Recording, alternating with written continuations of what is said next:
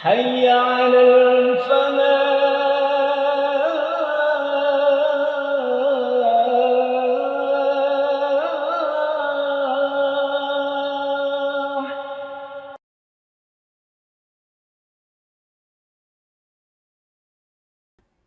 Bismillahirrahmanirrahim. Assalamualaikum warahmatullahi wabarakatuh. Alhamdulillahi rabbil alamin. Wal aqibatu lil muttaqin. Wala udwana illa ala zalimin. Ashhadu an la ilaha illallah wahdahu la syarikalah.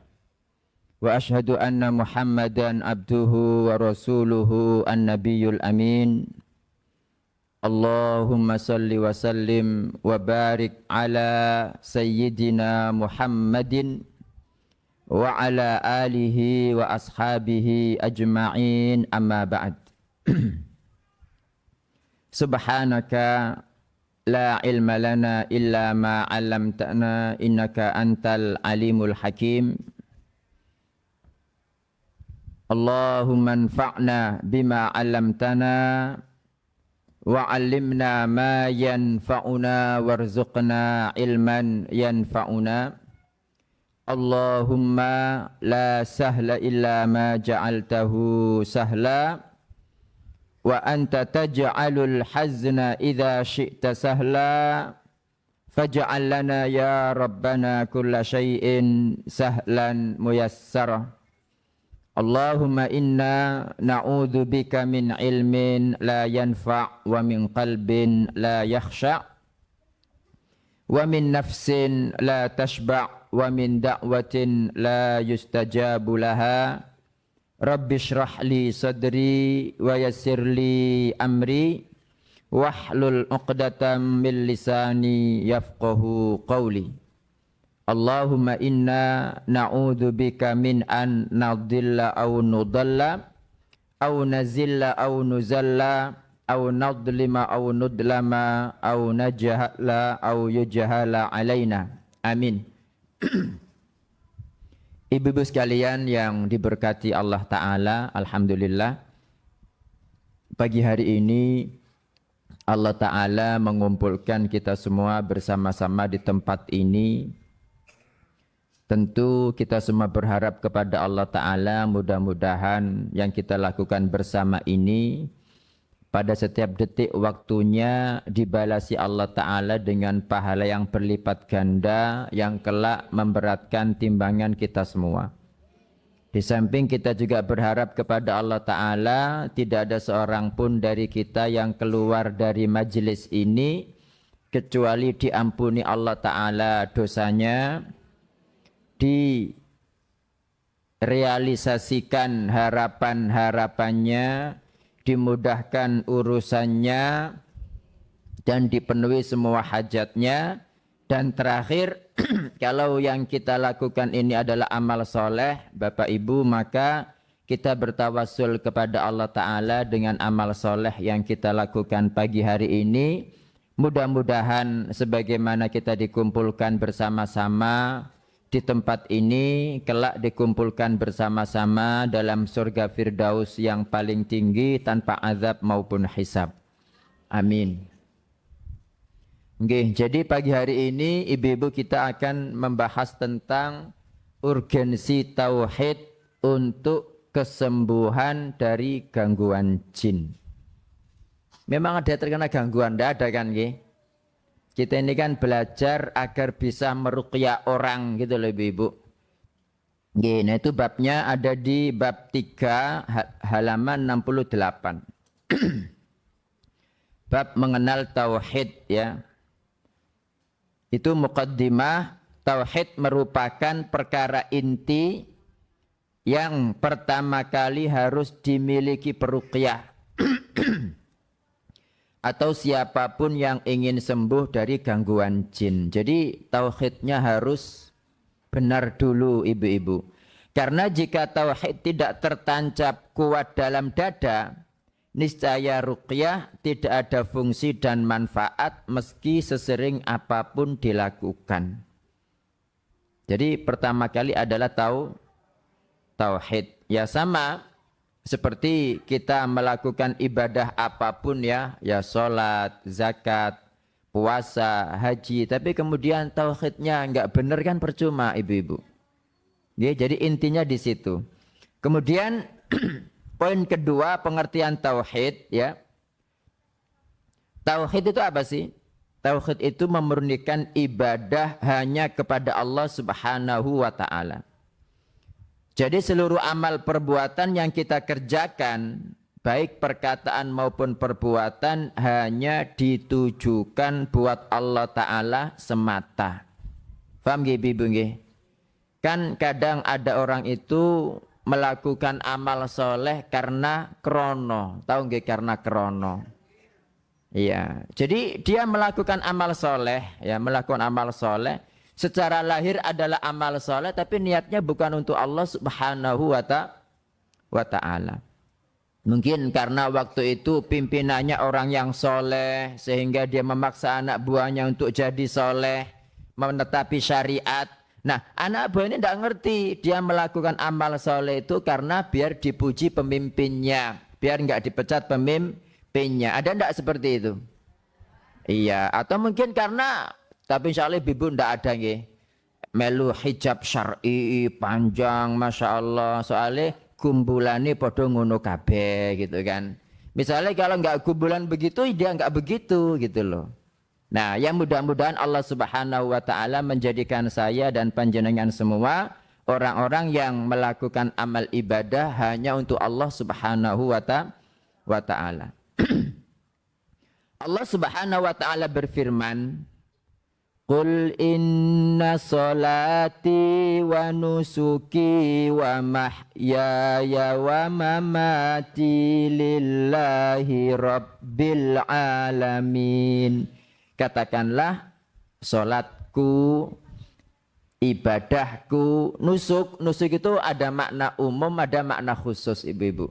Kalau makna umumnya ya ibadah. Tapi kalau makna khususnya itu bisa berupa sembelihan, kurban, bisa berupa manasik haji.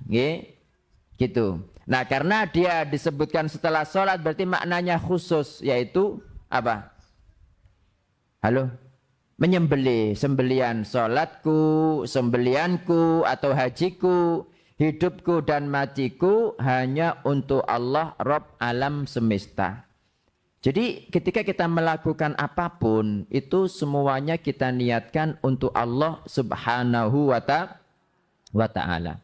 Makanya dijelaskan di situ, jika kita sholat maka sholatnya untuk Allah, bukan riya atau karena malu. Mosok aku kok gak melu sholat misalnya. Ada ndak ibu-ibu orang itu dia terpaksa mengerjakan sholat karena malu dikatakan ndak sholat? Nggih.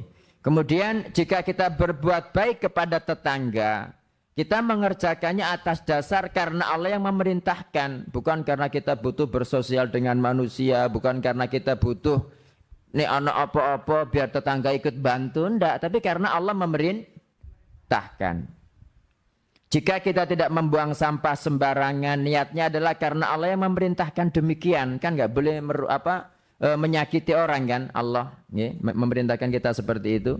Di sisi lain karena mengganggu orang lain dan merusak lingkungan merupakan perkara yang dimurkai Allah Subhanahu wa taala. Ibu-ibu sekalian yang dirahmati Allah taala, syirik itu kan ada macam-macam ya. Ada syirik dalam cinta. Pernah dengar betul syirik dalam cinta? Ada syirik dalam ketaatan, ada syirik dalam ketakutan, ada syirik dalam tawakal. Ada berapa tadi? Ya, yang pertama syirik dalam cinta. Misalkan kalau kita, ibu-ibu, misalkan kita mencintai seseorang, sampai karena cinta kita itu karena saking bangetnya sehingga kita sampai berbuat maksiat. Misalkan saking cintanya kepada anak tapi anaknya maksa ngajak jalan-jalan, misalnya iktikaf di mall sampai enggak terawih. Itu masuk di sini. Ya, syirik dalam cinta. Atau istri kepada suami, saking cintanya kepada suami dipaksa untuk lepas jilbab, mau. Ya. Misalkan sampai gak lepas jilbab tak cerai misalkan. Karena takut dicerai, ya ini nanti masuk dalam syirik cinta, syirik takut juga. Akhirnya dia melepaskan jilbab. Ini salah satu contohnya. Kemudian ada syirik dalam ketaatan, ya, syirik dalam ketaatan. Misalkan ada pimpinan. Pimpinan itu jelas-jelas memerintahkan kita berbuat maksiat. Kita tahu itu tidak boleh, tapi kita taat gitu loh kepada pemimpin padahal itu maksiat. Ini namanya syirik dalam ketaatan. Berarti menjadikan pimpinan kita sebagai Tuhan. Kemudian syirik dalam ketakutan misalnya. Misalnya panjenengan wis belajar ruqyah, ono kancane kesurupan. Loh, gak berani kon aku dikintili ya apa? Ya gak apa-apa loh.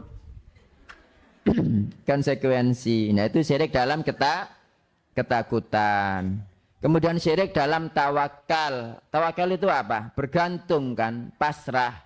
Kalau kita pasrah kepada Allah Subhanahu wa taala, kalau ini ndak, wah, sing penting aku wis gawa akik ya. Dari Nyi Roro Kidul wis aman. Nah, kayak gitu itu. Ya, mungkin dia punya teman, punya dekengan kuat, ya, dia bergantung kepada itu. Nah, itu juga termasuk syirik dalam tawakal. Jadi ini harus kita perbaiki dulu, ibu-ibu. Silakan dibuka halaman 70.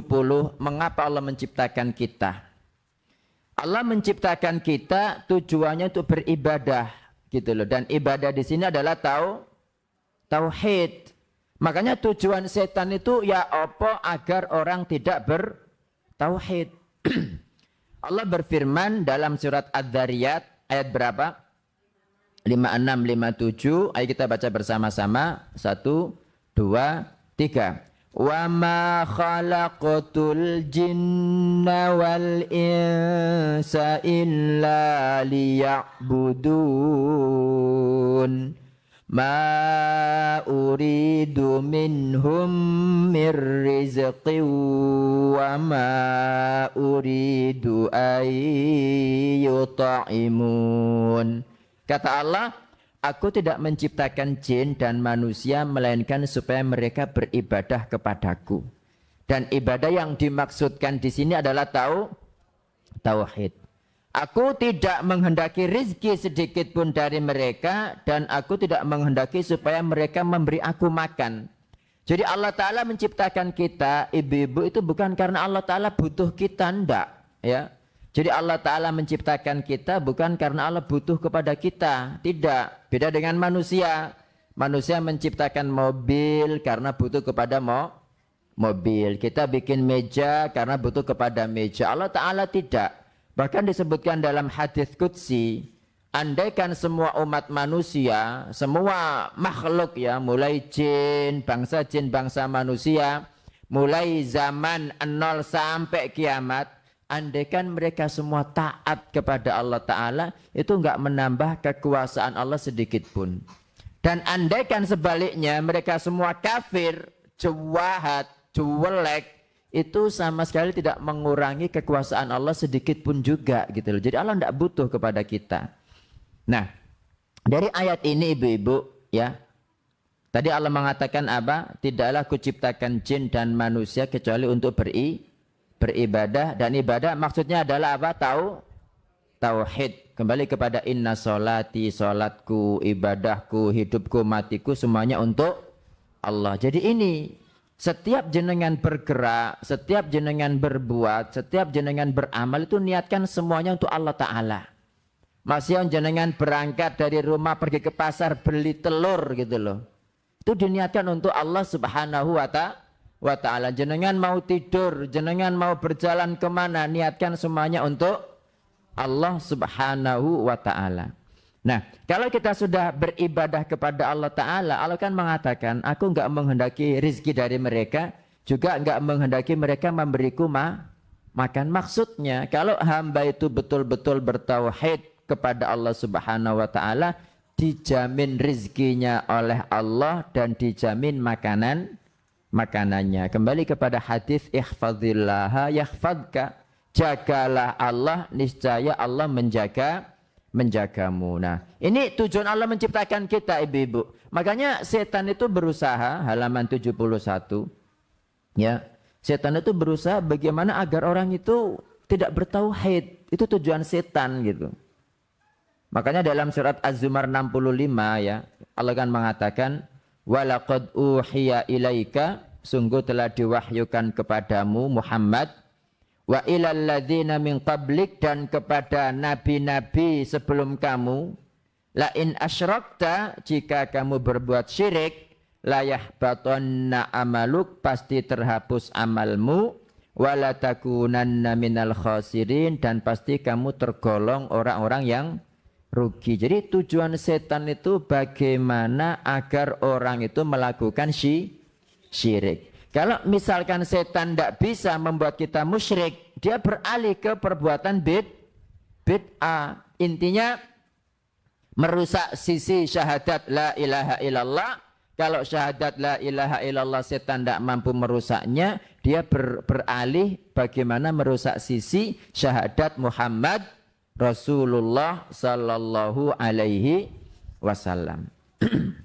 Sekarang hakikat tauhid, ibu-ibu. Ya, itu ada yang di blok hitam. Pertama adalah syahadat la ilaha illallah, yang intinya mentauhidkan Allah Ta'ala dalam ibadah. Nah, di sini kita kan sudah belajar. Mari kita melihat kepada diri kita masing-masing. Selama ini tauhid kita sudah benar enggak? Ya, apalagi bagi orang yang sudah merasa ada gangguan, dilihat tauhidku benar apa enggak? Jangan-jangan dalam beribadah masih riya, masih krono, masih berat, masih tidak ikhlas, dan lain sebagainya, begitu.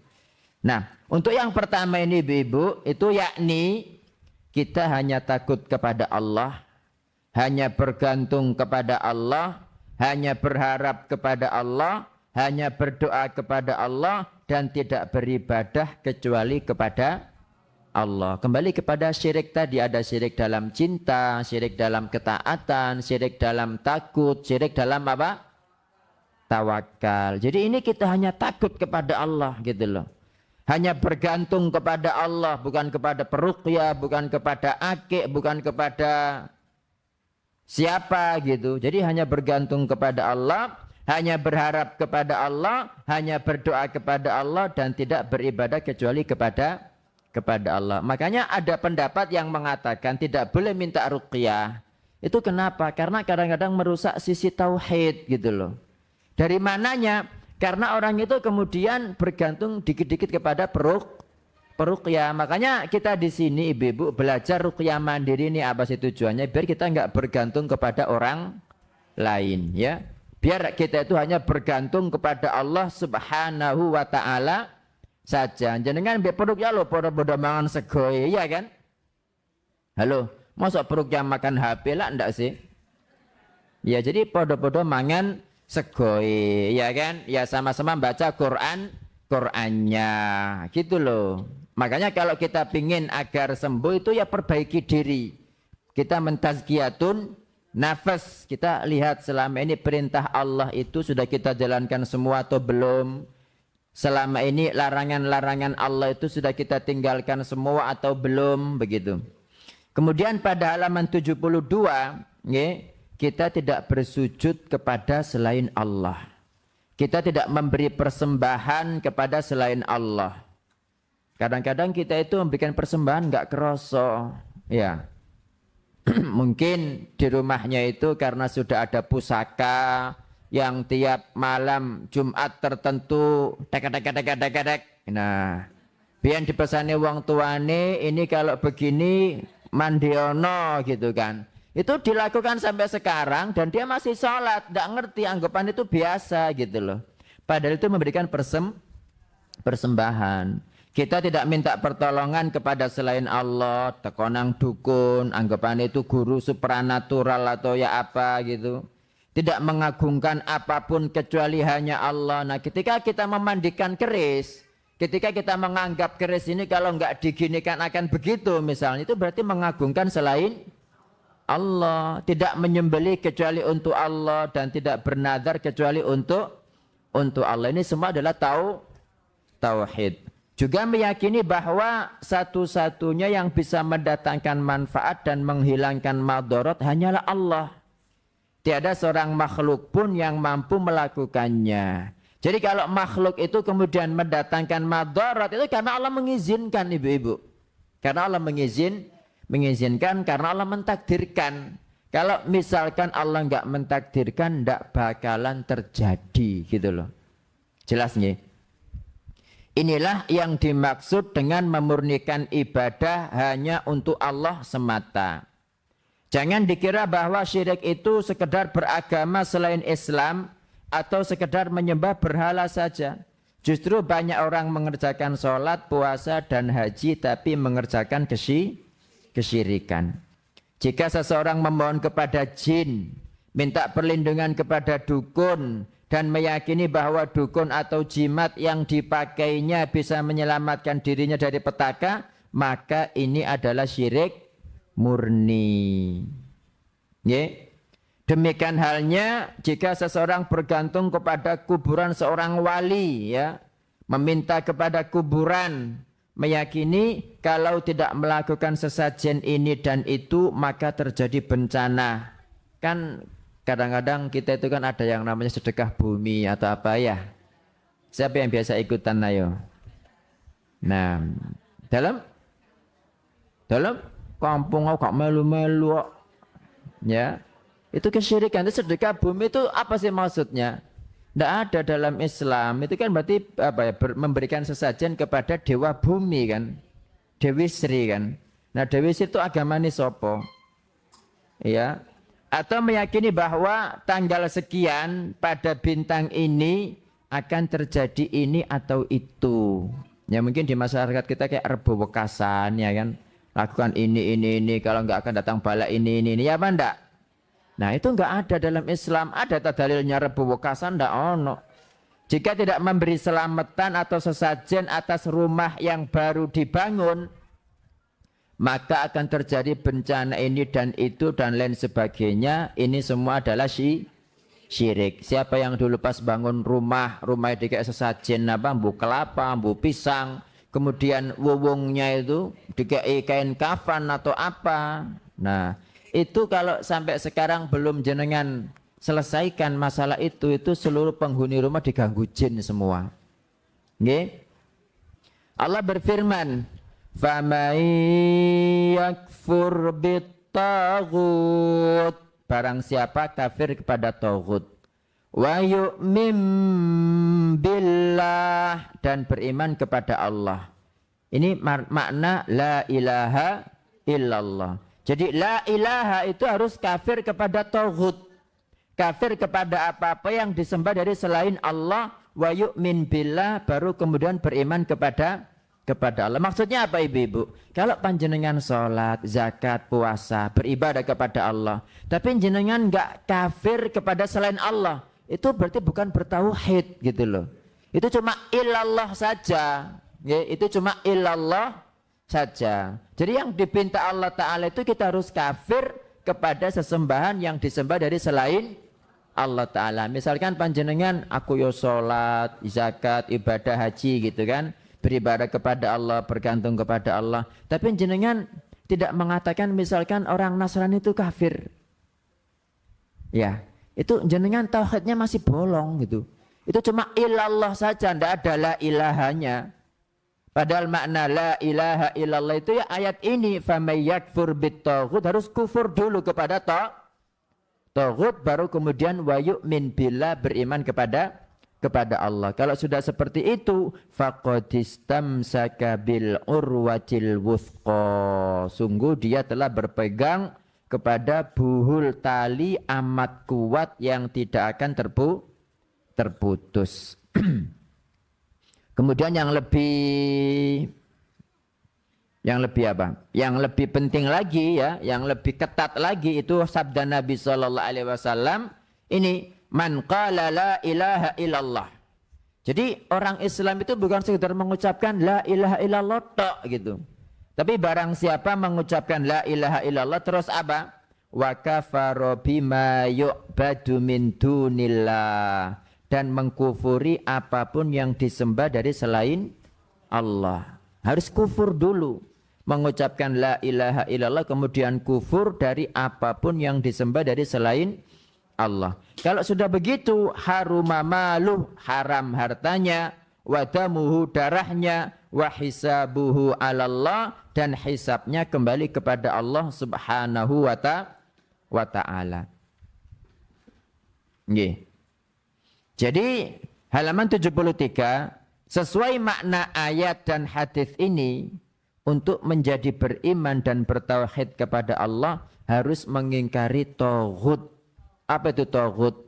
Apapun yang dijadikan tandingan untuk selain Allah, apakah itu jin, apakah itu dukun gitu. Nah, kalau panjenengan misalkan pengen sembuh dari gangguannya, tapi masih mengakui jin itu hebat, dukun itu bisa berbuat begini begitu, ya nggak akan sembuh ibu-ibu. Jadi kita harus menguatkan sisi tauhid terlebih dahulu. Nggih. Kemudian halaman 74, karena itu jika ada seorang muslim yang aktif mengerjakan sholat, aktif berpuasa, aktif berzakat, bahkan aktif berhaji dan berumrah, tapi belum mengkafirkan orang-orang Nasrani yang menyembah Yesus, ya, tidak menghukumi kafir orang yang menyembah berhala, masih mempercayai kehebatan jimat, masih suka mendatangi dukun, atau masih menyimpan benda-benda pusaka, maka selamanya jin tidak akan hilang, jin akan senantiasa mengganggunya, karena dia belum apa? Karena dia belum bertauhid. Wallahul musta'an. Jadi pentingnya tauhid itu di situ ibu-ibu. Sampai sini sudah jelas nggih insyaallah. Nah, kalau ada pertanyaan ditulis saja dulu. Kita selesaikan dulu materi kita, baru nanti kita pergi ke pertanyaan. Halaman 75, tadi kita bahas syahadat la ilaha illallah. Yang kedua apa? Syahadat Muhammad Rasulullah. Inilah yang disebut dengan tauhid apa ibu-ibu? Al-matbu'. Al-matbu' itu artinya yang diikuti. Jadi satu-satunya yang kita ikuti dalam ibadah kita dalam ibadah kita yang hanya kita lakukan untuk Allah, itu kita mengikut siapa? Mengikut Nabi Muhammad sallallahu alaihi wasallam. Itu kan ada artinya, yakni satu-satunya cara beribadah kepada Allah adalah dengan mengikuti cara Nabi Muhammad sallallahu alaihi wasallam. Boleh tidak jenengan beribadah kepada Allah tapi mengikuti caranya Nabi Musa misalnya, atau caranya Nabi Isa? Boleh tidak? Tidak boleh. Meskipun mereka sama-sama Nabi kita, tapi yang kita diperintahkan mengikuti hanyalah Nabi Muhammad sallallahu alaihi wasallam. Kalau mengikuti selain Nabi Muhammad saja tidak boleh, masa kemudian kita mengikuti manusia? Jari-jari, maka ikut Fathul apa? Fathul Jari. Jadi ini juga penting ibu-ibu, tentang syahadat Muhammad Rasulullah. Mudahnya ya, dalam berislam ini satu-satunya yang kita ikuti adalah Rasulullah. Jadi panjenengan ketika melakukan ibadah, dilihat dulu ibadah ini benar apa enggak, dalilnya sahih apa tidak. Khawatirnya jenengan beribadah ngotot semangat tapi tiba-tiba tidak ada dalilnya, itu juga berpengaruh loh kepada yang nggak akan sembuh-sembuh juga penyakitnya, karena dia senantiasa menyalahi syahadat Muhammad Rasulullah. Kita lanjutkan ibu-ibu, kita berakidah dengan akidah yang diajarkan Nabi sallallahu alaihi wasallam. Kita mengerjakan sholat sesuai sholat yang diajarkan Nabi sallallahu alaihi wasallam. Jadi sudah kita bahas ya tentang tata cara sholat. Kita berpuasa juga sesuai cara puasa yang diajarkan Nabi sallallahu alaihi wasallam. Ada orang tuh puasa enggak pakai sahur, padahal juga ada makanan loh ya, enggak pakai buka, nyambung sahur besoknya. Itu kan puasa tapi tidak sesuai dengan puasanya Nabi Muhammad sallallahu alaihi wasallam. Kita juga berzikir dengan zikir dan wirid yang diajarkan Nabi Shallallahu Alaihi Wasallam dan lain sebagainya. Intinya syahadat Muhammad Rasulullah Sallallahu Alaihi Wasallam ibadah yang panjenengan lakukan ibu-ibu, pastikan itu adalah ibadah yang dilakukan atau diperintahkan Nabi Muhammad Sallallahu Alaihi Wasallam. Jangan sampai dalam berislam ini kita mengambil acuan dari selain Nabi Muhammad Sallallahu Alaihi Wasallam, baik dalam berzikir, sholat maupun ibadah yang lain. Jika demikian maka ibadah kita tidak akan diterima. Misalkan contohnya ya panjenengan sholat subuh ikhlas gitu kan, tapi 8 rakaat. Nah, atau sholat subuh ikhlas tapi tidak pakai baca Fatihah. Itulah ibaratnya sholat subuh karepmu dhewe kan begitu. Nggih. Nah, itu masuk pada hadis halaman 75, man ahdatsa fi amrina hadza ma laisa minhu fahuwa raddun, ya, barang siapa mengerjakan perkara baru dalam agama ini baru karena enggak ada dalilnya yang bukan darinya, maka amalan itu ditolak. Nggih. Kemudian halaman 76 paragraf keberapa itu? 1, 2 dari atas nggih. Perlu diketahui ibadah dan amalan apapun dalam Islam bisa diterima Allah kalau terpenuhi 2 syarat. Ya, 2 syarat itu kembali kepada 2 kalimat syahadat. Yang pertama apa ibu-ibu? Ikhlas dan murni melakukan amalan hanya buat Allah. Tidak mengharap pujian, sanjungan, harta duniawi atau melakukannya untuk jin, ya. Kedua, sesuai dengan ajaran yang dicontohkan Rasulullah Sallallahu Alaihi Wasallam. Nggih, ini kita sudah selesai tentang syahadat Muhammad Rasulullah. Sekarang macam-macam dukun. Ada yang dukun di sini?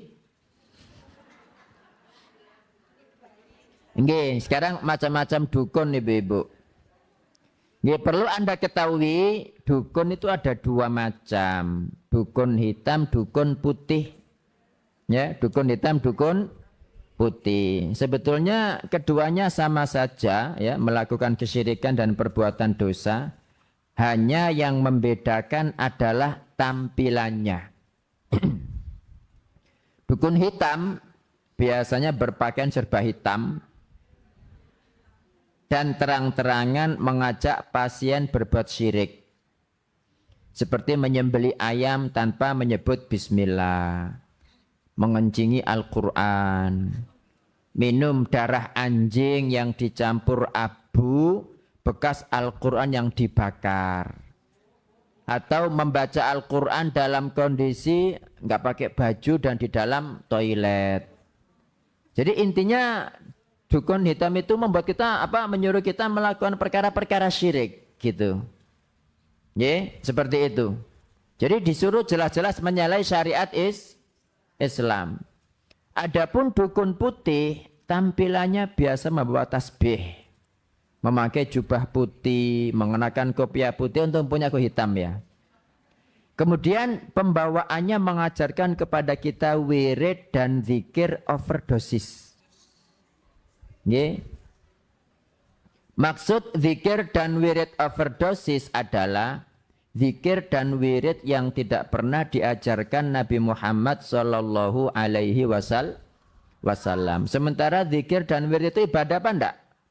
Ibadah. Kalau ibadah berarti harus sesuai tuntunan. Jika dilakukan tanpa ketentuan dari Nabi, maka masuk kategori bid'ah dan pasti ditolak. Seperti membaca surat Al-Ikhlas misalnya, ya, ini contoh aja.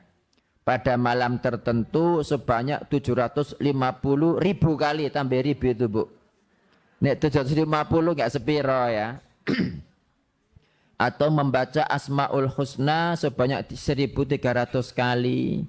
Atau mengerjakan puasa tapi puasanya tidak sesuai tuntunan Nabi, nggih. Ini semua ibadah-ibadah bid'ah yang sangat disukai iblis, sehingga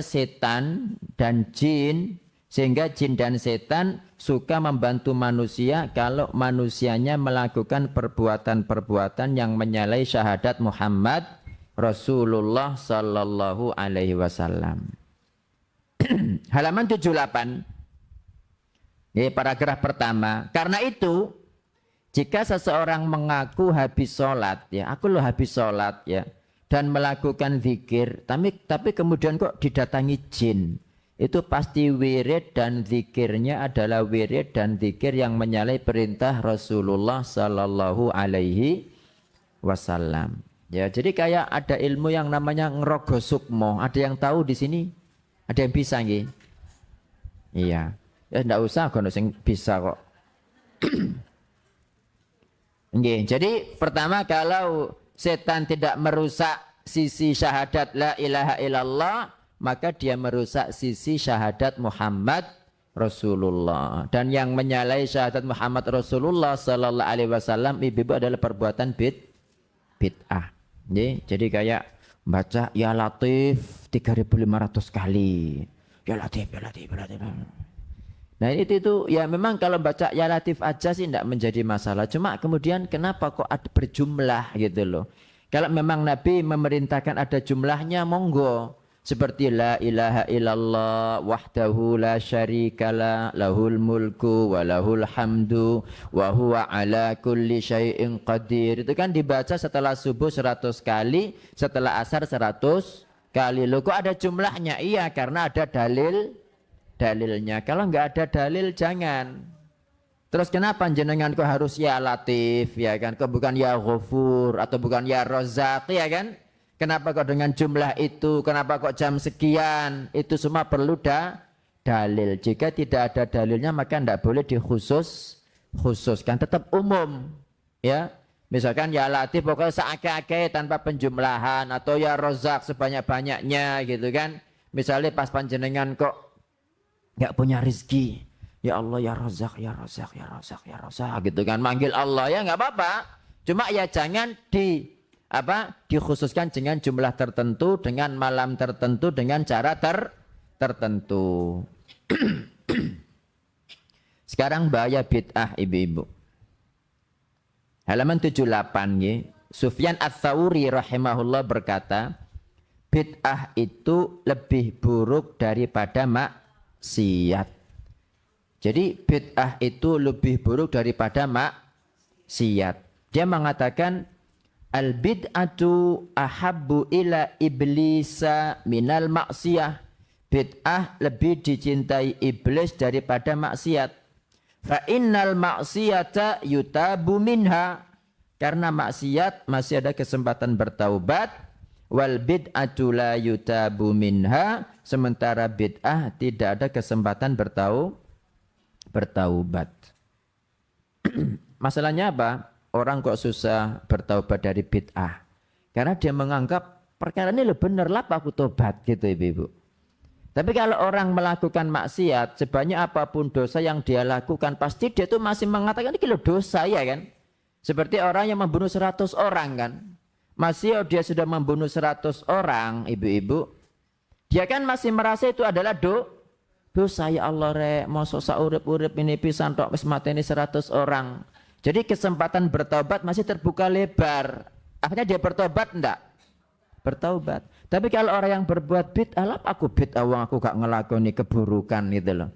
Dan bid'ah itu kan makna bahasanya kan indah kan. Makna bahasanya adalah indah. Sehingga orang yang melakukan itu menganggap ini perbuatan yang indah. Bener lah aku kok salah, lah aku kok tobat kan begitu. Nah susahnya dia tidak bertaubat itu karena itu tadi gitu. Kemudian halaman 79, mengapa pelaku bid'ah dikatakan sudah mengerjakan dosa besar?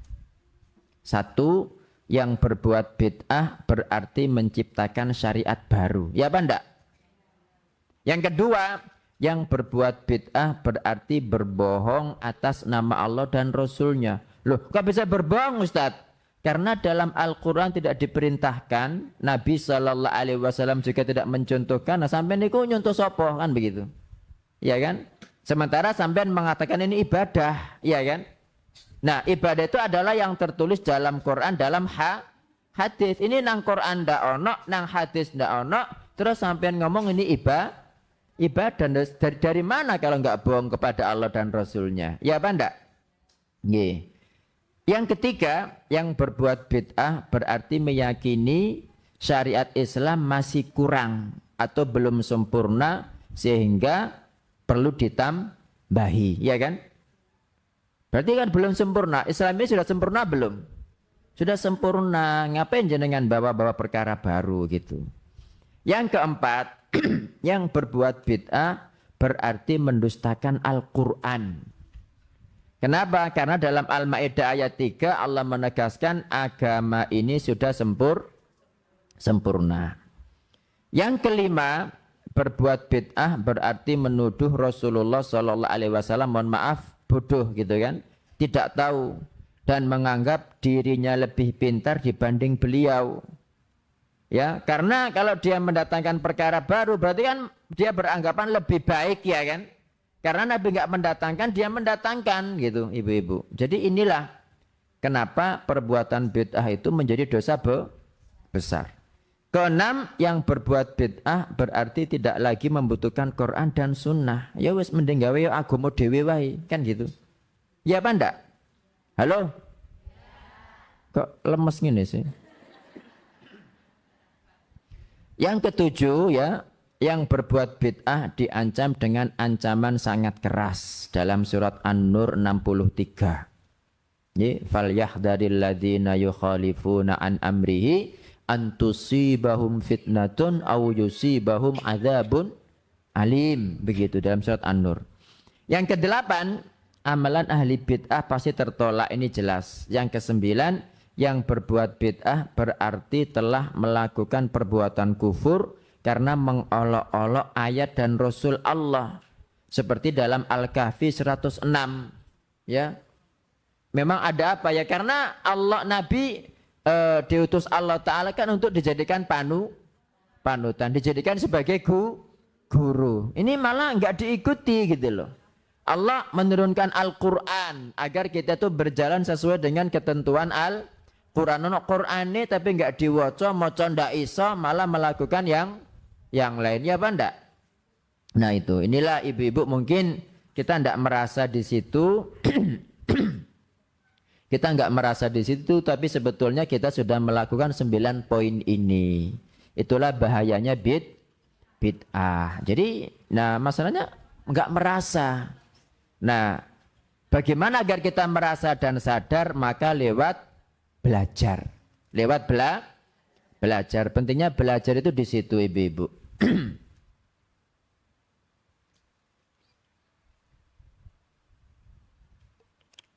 Waktunya pulang ya. Sudah jam 10 ya. Sekarang halaman 81.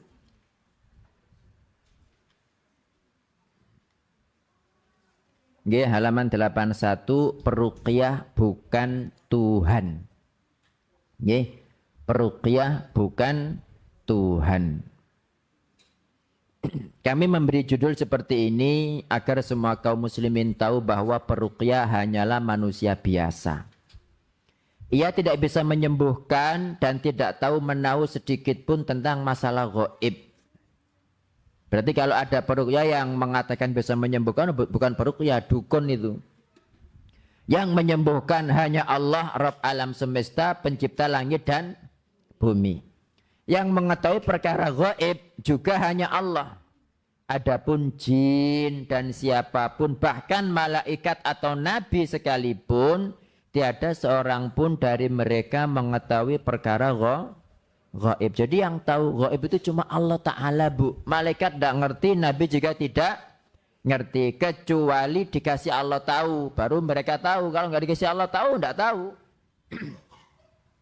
Nabi Muhammad itu kan pernah terjadi yang namanya berita dusta. Tahu nggak panjenengan ceritanya? Halo? Yang Aisyah itu dituduh berselingkuh itu loh ibu-ibu. Ya. Itu kan Nabi kan nggak tahu menahu. Andai kan Nabi SAW dikasih Allah sejak awal tahu, ya nggak akan terjadi masalah itu gitu. Jadi ibarat Nabi itu juga enggak tahu harus berbuat apa, iki iya apa enggak, beliau maju mundur, enggak ngerti soalnya gitu. Baru tahu kebenaran itu setelah Allah Ta'ala menurunkan surat An-Nur. Dalilnya An-Naml 65. Qul la ya'lamu man fis samawati wal ardil ghaiba illallah wa ma yash'uruna ayyana yub'atsun. Katakanlah, tidak ada seorang pun di langit dan di bumi yang mengetahui perkara gaib kecuali Allah. Malaikat tidak ngerti, Bu. Nabi tidak ngerti, apalagi jin. Ya, seperti itu. Peruqyah juga bukan dukun. Jika dukun mengetahui dan bisa melihat alam jin, itu karena ada jin yang membantunya, baik bertempat dalam tubuhnya atau memang membisikinya. Sedang peruqyah, ia tidak bisa melihat jin dan tidak pernah dibisiki oleh jin, karena dia tidak merawat atau menghidupi jin, tidak boleh meminta pertolongan kepada jin. Siapa di sini yang mempunyai jin? Jika ada peruqyah mengaku mengetahui perkara gaib atau mengaku bisa melihat jin, maka yakinlah dia adalah dukun. Seharusnya peruqyah memahamkan kepada pasien bahwa satu-satunya yang menyembuhkan hanyalah Allah. Kesembuhan hanya datang dari Allah. Sementara peruqyah tidak lain kecuali sarana yang lewat dirinya Allah akan memberikan kesembuhan jika berkehendak kepada pasien tersebut, gitu loh Ibu.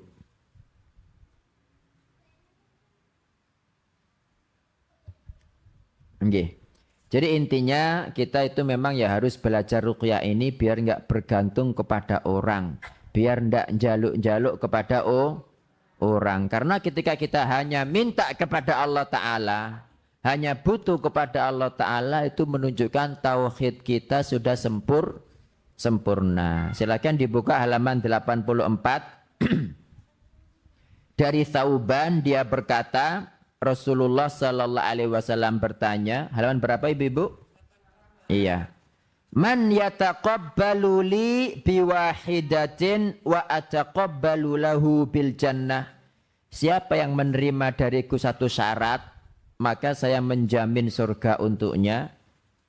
Ya, qala Thauban berkata, qultu, aku menjawab, ana, kula nabi kula, gitu kan. Qala, kata Nabi sallallahu alaihi wasallam, la tas'alin nasa syai'an, jangan minta apapun kepada manusia, minta kepada Allah.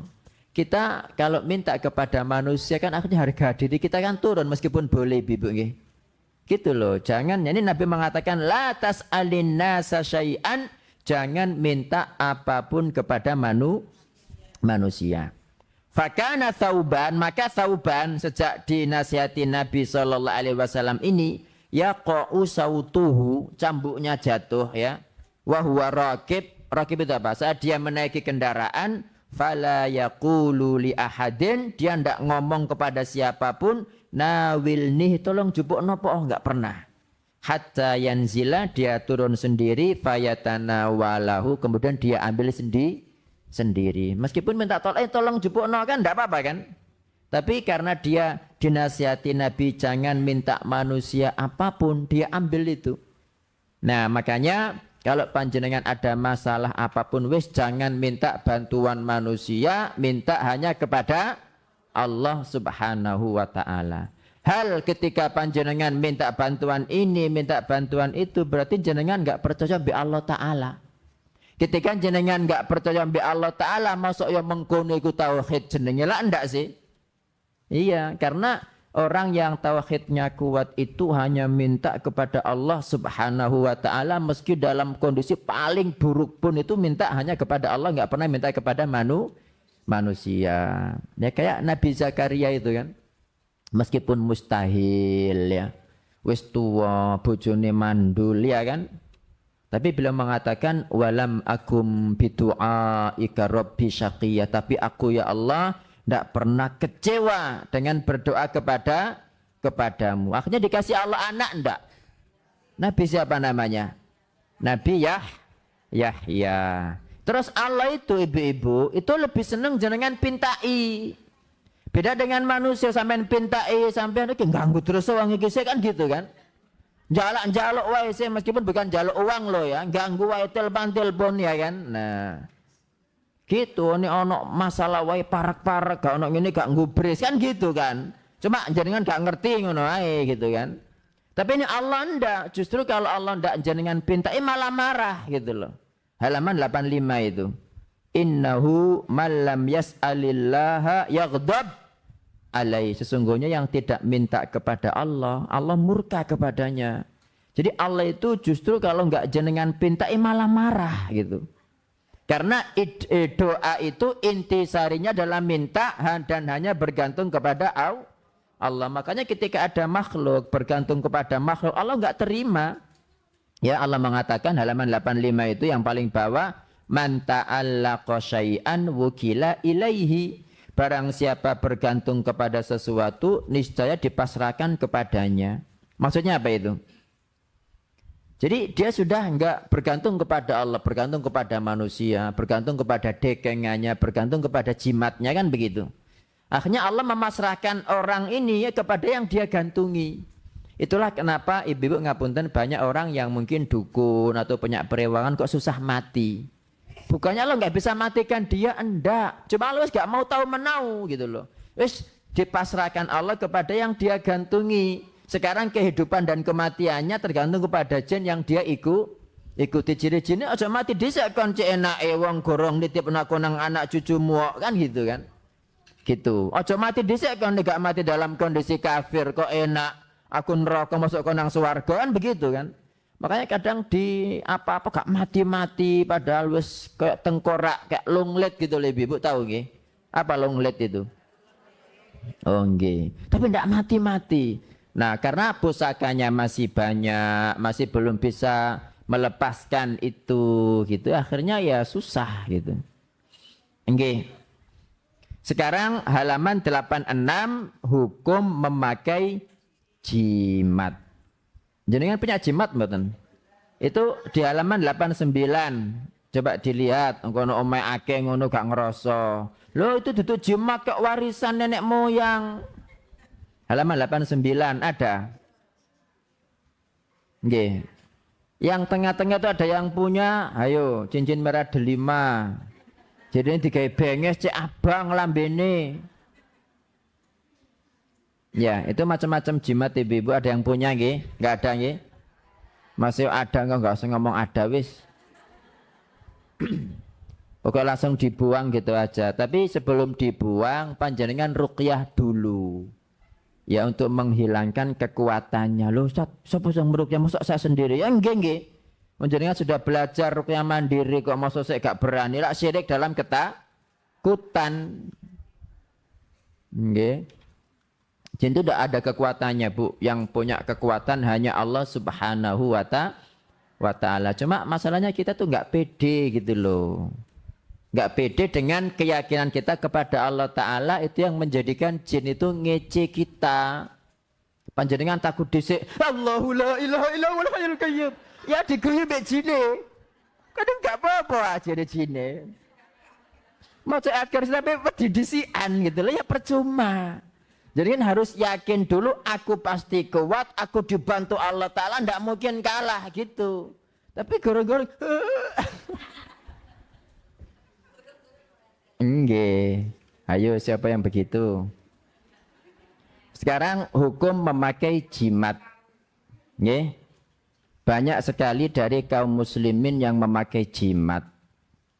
Dengan jimat itu mereka meyakini usahanya akan lancar. Bisnisnya tidak akan ada halangan. Dirinya selamat dari malapetaka, penyakitnya sembuh dan lain sebagainya. Tapi apa sebenarnya hukum memakai jimat tersebut? Di garis bawah ini, hukum memakai jimat adalah haram dan termasuk kesyirikan. Musyrik itu syirik akbar sudah. Karena ketika seseorang meyakini jimat bisa mendatangkan manfaat untuknya, Berarti dia meyakini ada kekuatan selain Allah yang bisa memberi manfaat atau menghilangkan madorot. Dan ini perbuatan syirik. Ya, ini perbuatan syirik. Paragraf paling bawah ibu-ibu. Dari Imran bin Husain pun ketemu. Sesungguhnya Nabi SAW melihat seseorang memakai gelang dari kuningan pada tangannya. Ini sahabat loh. Sahabat pakai jimat gitu. Kalau ada sahabat yang tidak ngerti, tentunya pada zaman sekarang banyak orang yang lebih tidak ngerti. Tapi Nabi bertanya dulu. Mungkin dia nggak menjadikan ini sebagai jimat ya. Mungkin dia tambah ganteng. Kan sebagai hiasan kayak wanita kan mungkin pakai kalung, pakai gelang cek tambah ayu gitu kan. Mungkin begitu gitu kan. Nabi bertanya, "Mahadza apa iki?" Qala dia menjawab, "Minal wahinah," untuk menghilangkan penyakit wahinah. Penyakit wahinah itu penyakit yang menimpa lengan. Ketika Nabi tahu tujuannya langsung bilang apa? Oh, enggak apa-apa begitu. Enggak. Inza'ha. Apa arti inza'ha? Lepaskan, buangin. Fa innaha la taziduka illa wahnan. Dia tidak menambah padamu selain penyakit. Fa innaka law mutta, dan kalau kamu mati, wahya alaika, dan gelang itu ada padamu, ma aflahta abadan, selamanya kamu tidak akan beruntung. Kenapa? Karena musyrik, mati dalam kondisi syirik. Masih banyak sholat, masih banyak puasa, banyak sodako, banyak haji. Tapi kalau mati dalam kondisi musyrik, habis itu. Yeah. Makanya syirik inilah yang bagaimana agar setan itu sangat berusaha agar manusia nggak bertauhid kepada Allah gitu. Dari hadis ini kita bisa mengambil pelajaran bahwa Nabi SAW mengingkari sahabat yang memakai gelang kuningan pada tangannya. Gelang itu ditujukan untuk menghilangkan madorot. Tapi Nabi SAW memberitahukan bahwa gelang tersebut tidak menambah pemiliknya selain hanya penyakit, satu ya. Jadi nggak nambah keuntungan apapun. Yang kedua, andaikan dia mati dan gelang itu masih ada, dia tidak akan beruntung selamanya. Kenapa? Karena dia masuk neraka. Gitu ibu-ibu. Kemudian halaman 89. Nabi SAW bersabda, "Man allaqa tamimatan faqad asyraka."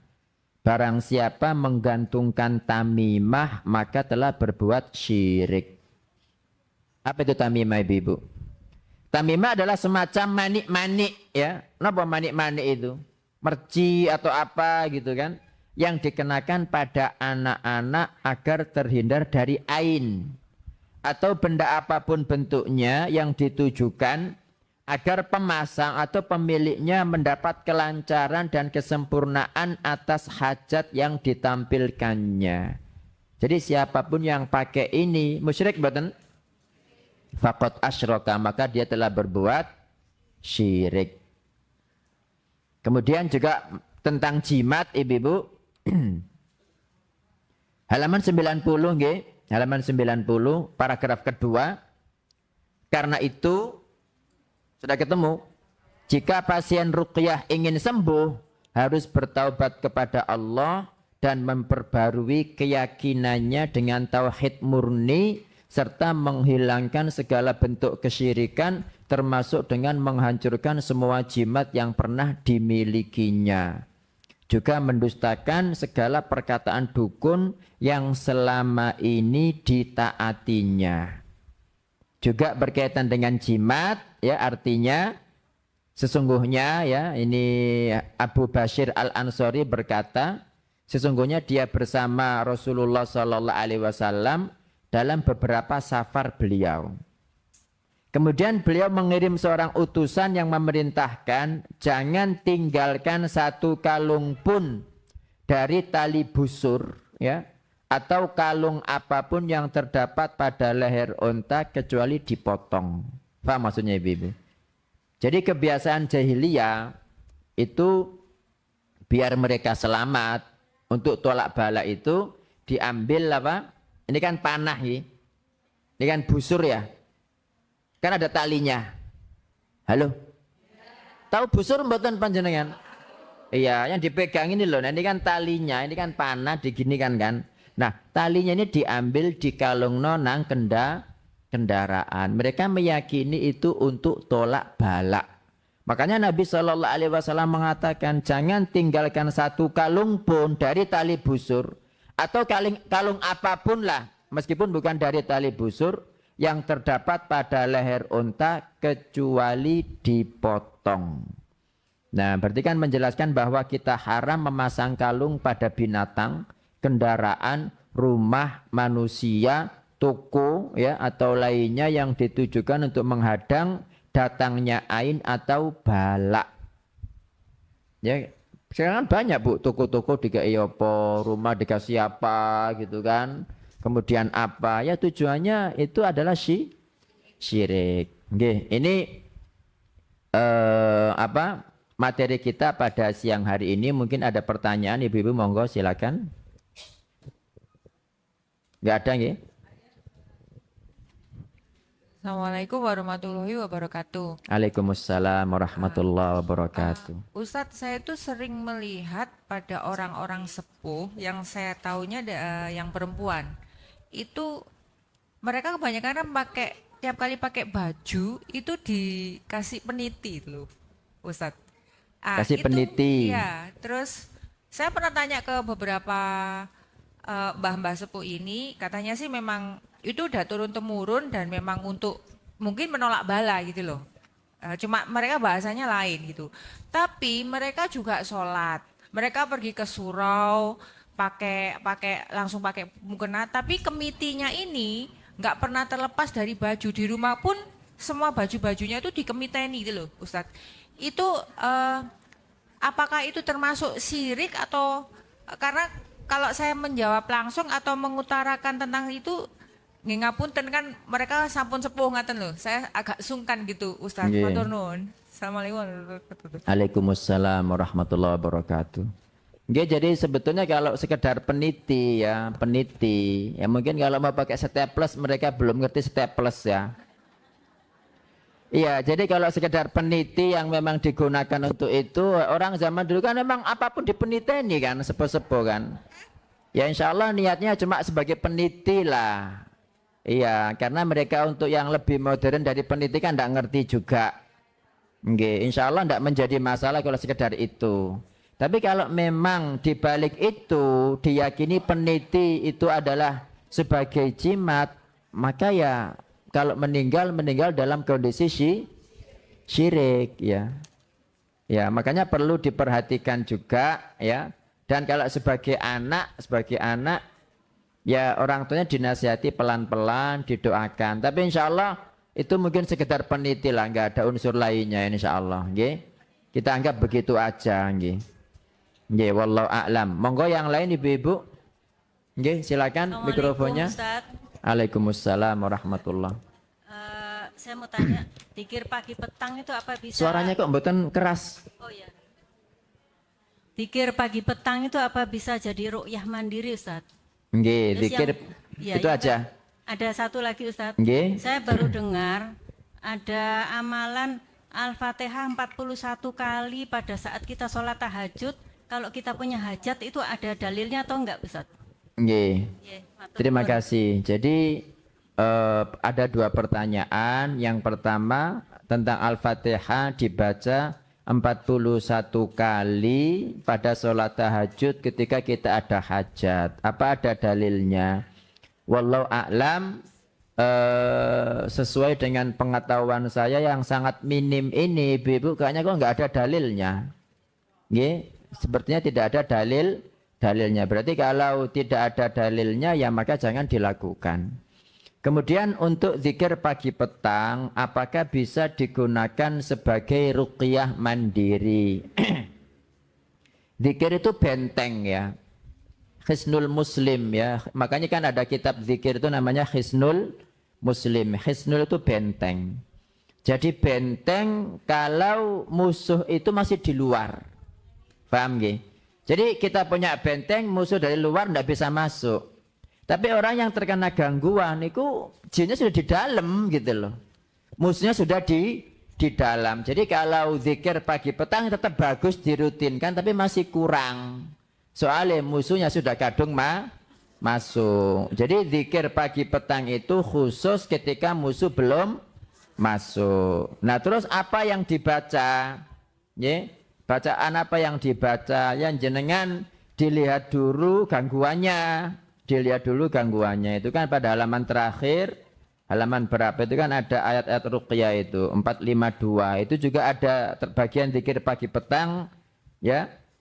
Tetapi bukan murni zikir pagi petang. Ada beberapa ayatnya yang sama.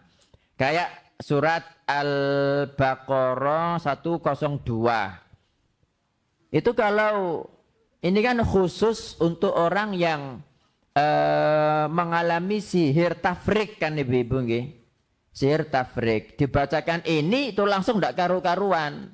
Kalau misalkan dibacakan zikir pagi petang mungkin masih nggak ngefek gitu loh. Jadi saya katakan zikir pagi petang tetap dirutinkan, tetapi masih kurang. Kenapa? Karena zikir itu fungsinya sebagai benteng atau perlindungan ketika musuh masih di luar.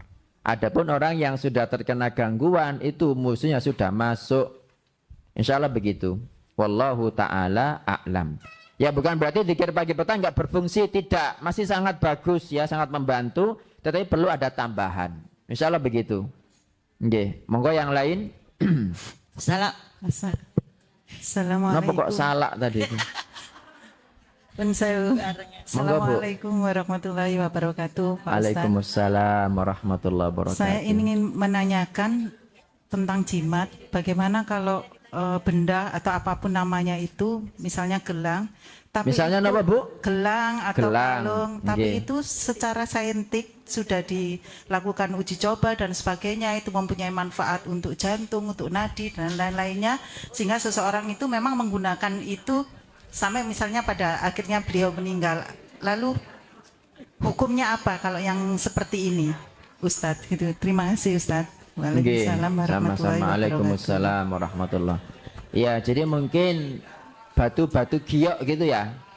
Nggih, jadi kalau memang secara medis atau secara uji laboratorium itu memang ada magnetnya atau listriknya atau apa yang memang bisa mengurangi penyakit dalam tubuh kita, yang enggak menjadi masalah.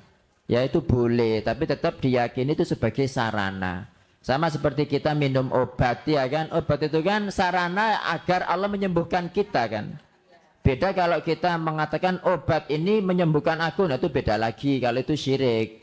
Tapi kalau hanya sebagai sarana, ya Allah memerintahkan kita berobat dan tetap kesembuhan dari Allah Subhanahu wa taala, maka tidak menjadi masalah. Nggih, wallahu a'lam. Monggo yang lain. Saya Ustadz. Nggih, monggo Bu. Assalamualaikum warahmatullahi wabarakatuh. Waalaikumsalam. Ustadz, di kampung itu kan ada kegiatan Yasin Tahlil ya. Dan salah satu kegiatannya itu ada Rebu Wekasan, ada Napa, Bu? Rebu Wekasan dan lain-lain. Ini saya tadi dikasih tahu Ustadz bahwa Rebu Wekasan itu termasuk bid'ah. Cara kita menyikapi ketika kita di kampung ada kegiatan itu dan kita harus hablum minas ya Ustadz, itu bagaimana? Karena biasanya kalau di kampung itu bunyainya itu sudah jos. Jadi dia itu kalau kita kasih masukan, kok niku apa? Masih kecil ilmunya, beda dengan ilmu saya. Itu kita menyikapinya bagaimana Ustadz? Matur nuwun. Assalamualaikum warahmatullahi wabarakatuh. Nggih, Waalaikumsalam warahmatullahi wabarakatuh. Nggih, jadi dalam Islam itu ada dalil fattaqullaha mastata'tum. Takutlah kepada Allah semampu kalian. Gimana sikap kita? Nggih, jenengan enggak usah ngandani bunyai karena ya mungkin susah juga, dan enggak usah woro-woro pembukasan bid'ah, jangan nanti jenengan digeruduk nggih. Nggih, cukup jenengan boten hadir gitu aja. Lo gimana boten hadirnya? Ya mungkin mungkin dibuat pergi kemana atau kemana gitu kan, Atau kalau memang ya mau tidak mau harus ikut-ikutan ya ala-ala ya ketika ada acara sebelumnya itu mungkin ya mbu melu noto kursi mbu apa ya. Tapi nanti ketika acara inti kita tidak hadir gitu. Ya intinya ya kita berusaha semampu kita. Lebih bagus lagi kalau misalkan kita kan diperintahkan hijrah kan. Kalau misalkan di suatu tempat kita itu mau tidak mau harus melakukan perkara yang kita tidak nyaman. Kita harus melakukan perkara yang kita itu menganggap itu dosa ya kan. Dan satu-satunya cara pindah ya pindah dari tempat situ gitu. Sama seperti orang yang membunuh 100 orang ya. Itu kan dikatakan bahwa pintu taubat masih ada. Tapi syaratnya satu, sampean pindah dari kampung sampean kan begitu. Ya karena kalau kita tidak pindah ya selamanya akan dipaksa melakukan hal yang kita nggak suka gitu. Insya Allah demikian. Wallahu ta'ala a'lam. Nggih, ada lagi? Assalamualaikum. Waalaikumsalam. Assalamualaikum Ustaz. Nggih, monggo yang lebih keras suaranya. Halo, ya Nggih. saya Ustaz. Mau nanya, bagaimana pandangan Ustaz tentang ini gangguan jin nasab? Yaitu yang saya tahu itu leluhurnya seseorang itu pernah mengadakan perjanjian di leluhurnya, terus itu kan turun temurun. Ketika di keturunan tertentu itu tidak mau melanjutkan, akhirnya jin nasabnya itu mengganggu di keturunannya yang tidak mau melanjutkan. Itu memang ada atau bagaimana menyikapinya Ustadz? Terus penyembuhannya bagaimana? Matur nuwun. Assalamualaikum. Waalaikumsalam. Jenengan Sabtu kemarin nggak hadir nggih? Nggih. Ya, yang tanya jenengan barusan ini. Oh iya. Terus pun Bu, jenengan saya jawab wis. Iya, jadi jenazah itu ada, ibu-ibu, jenazah itu ada, dan ini sudah kita bahas pada Sabtu kemarin, ya, Sabtu bulan lalu. Ya, cara menyembuhkannya itu ada, di halaman berapa itu? Ya, cara penyembuhannya ada, jadi dikumpulkan, ya, dikumpulkan keluarga inti sampean aja, ya, keluarga inti sampean mungkin jenengan keturunan yang keberapa gitu kan. Jadi keluarga inti jenengan, karena kalau keluarga besar semua kan susah mengumpulkan nggih. Jadi keluarga inti panjenengan, suami, istri, mbek anak-anak, lalu berikrar, ya, berikrar untuk memutus perjanjian dengan bangsa jin. Itu halaman 332, 333. Ya, iya. Ya, halaman 330 sebetulnya tentang jin nasab itu.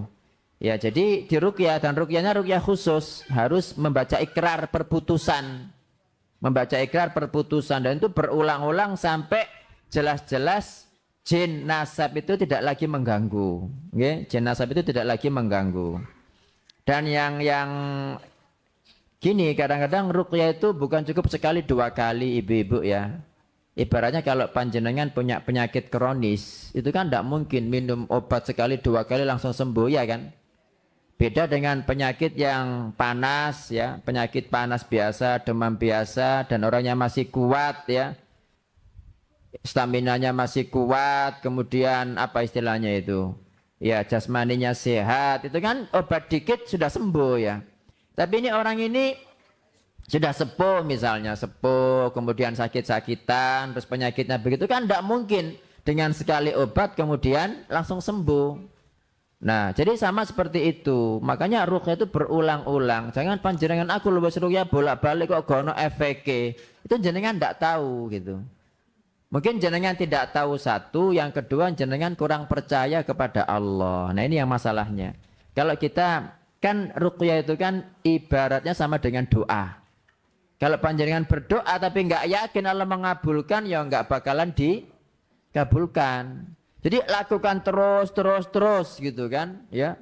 Makanya biasanya ruqyah itu kalau pengen sembuh itu 40 hari itu full rutin tiap hari, jangan pernah berhenti. Iya. Kurung-kurung waduh. Iya, nggak akan sembuh. Jadi penyakitnya karena pengen sembuh kan ya, apalagi jin nasab. Jadi selama 40 hari full itu lakukan semuanya tanpa berhenti.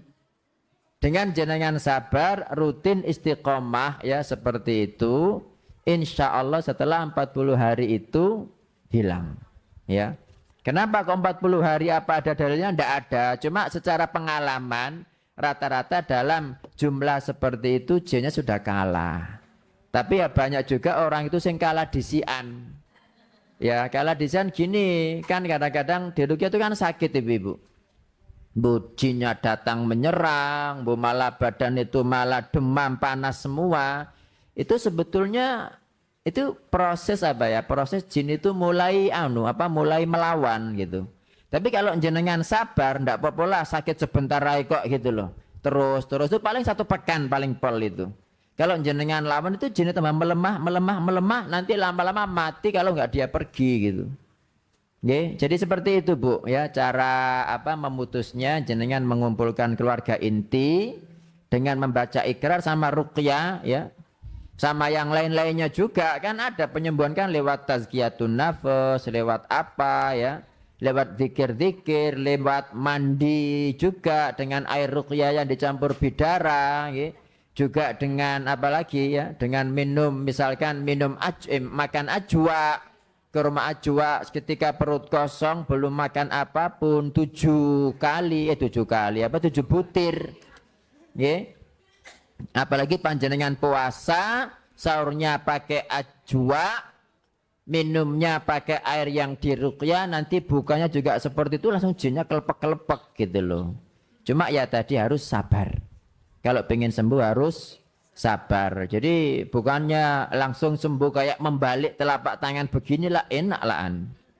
Nggih, seperti itu Bu nggih, seperti itu. Wallahu a'lam. Monggo yang lain silakan. Assalamualaikum warahmatullahi wabarakatuh. Waalaikumsalam warahmatullahi.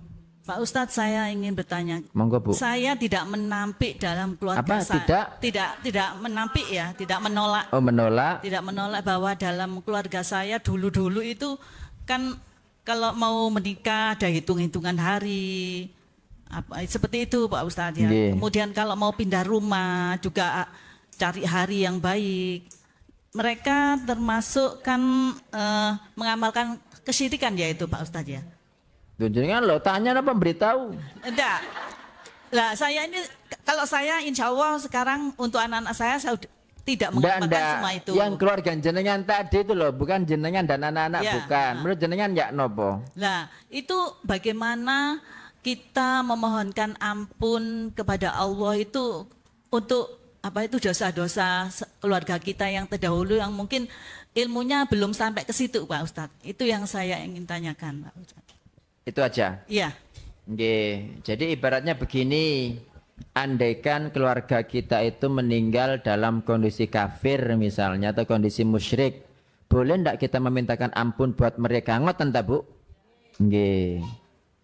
Jawabannya itu silakan dibuka surat At-Taubah 113.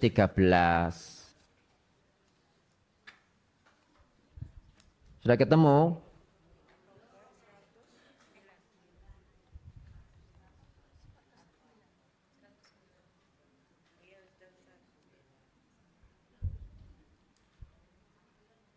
Nggih, 100 berapa? 113. Ayat surat apa tadi? Ayat 100? Iya, sudah ketemu? Mari kita baca. A'udzubillahi minasyaitonirrajim. Tanpa bismillah loh nggih. Ma kana lin-nabiyyi walladzina amanu ay yastaghfiru lil musyrikin. Walau kanu uli qurba min ba'di ma tabayyana lahum annahum ashabul jahim. Mau dibaca artinya Ibu? Yang tadi bertanya, nggih? Halo, nggak ada artinya? Mbak Lia mana Mbak Lia? Nggih.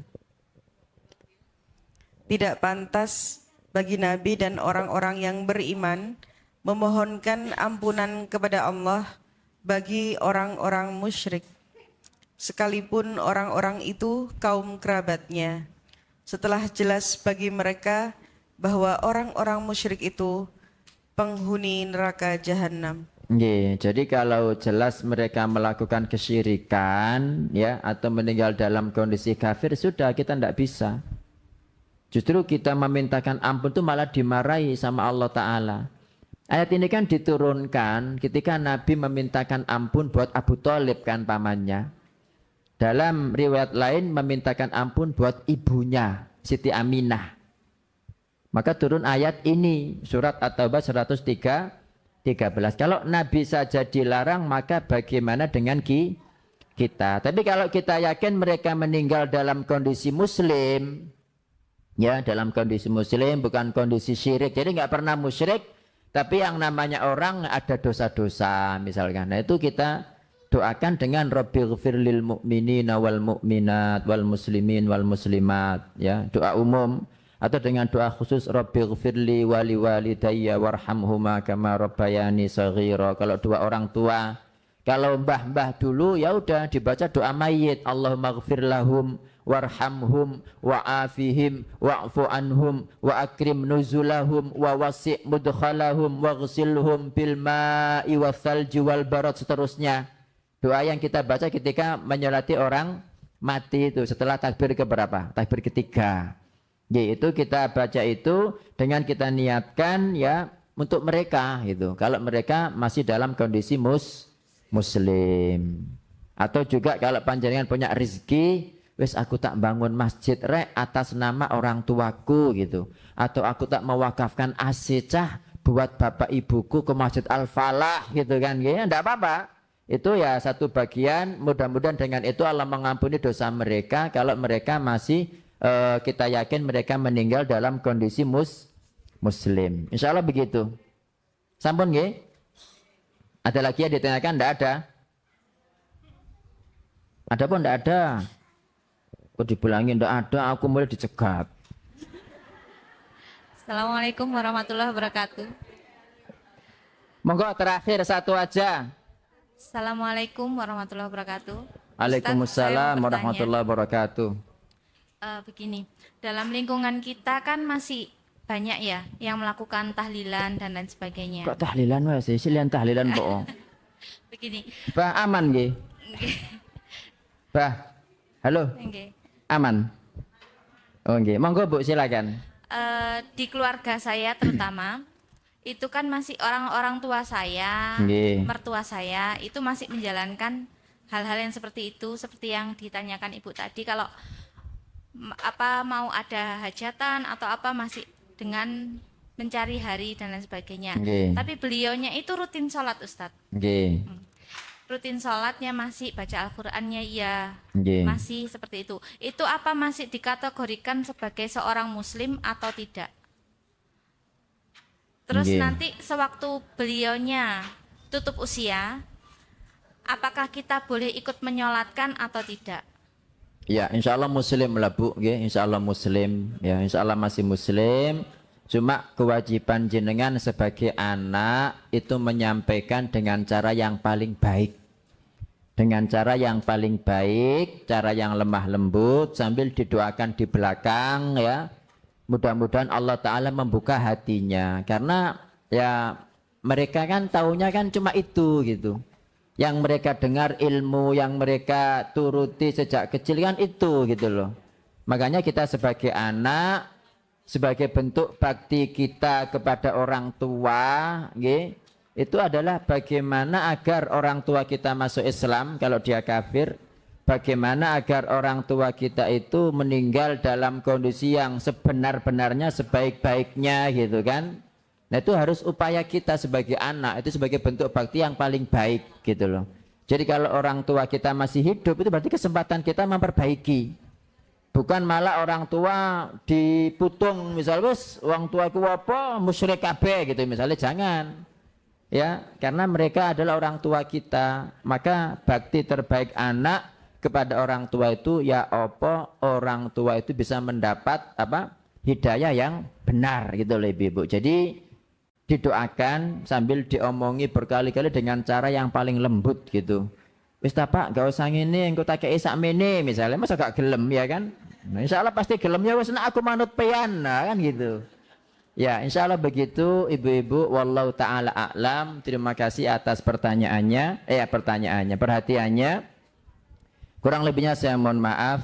Jika ada yang benar, itu semata-mata dari Allah Ta'ala. Jika ada yang salah, dari saya sendiri. Saya beristighfar kepada Allah Ta'ala dan mohon dimaafkan. Barakallahu fikum. Subhanakallahumma wa bihamdika. Ashhadu an la ilaha illa anta. Astaghfiruka wa atubu ilaik. Wassalamualaikum warahmatullahi wabarakatuh.